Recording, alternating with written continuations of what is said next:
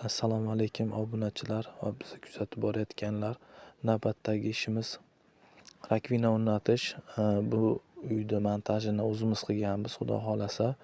Endi ustanovka o'rnatish paytiga yetib keldik. Mana chiroyli qilib o'rnatyapmiz. Germetikalab chiroyli qilib, mustahkam qilib o'rnatib beramiz. Kimda shunaqa xizmatlar bo'lsa, aloqaga chiqaverasizlar. Chiroyli qilib o'rnatib oldik. Xudo xolasa. Bu xonadonimizda elektromontajlarini ham o'zimiz qilganmiz.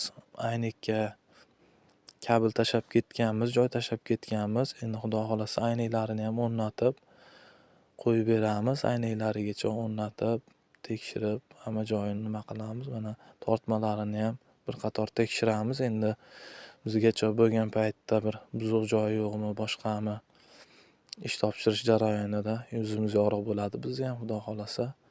Shuning uchun hamma joyini tekshirib olamiz. Uni aynaklarni ham o'rnatib oldik.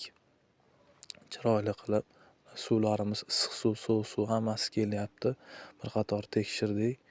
Topshirishdan oldin tekshirib, chiroyli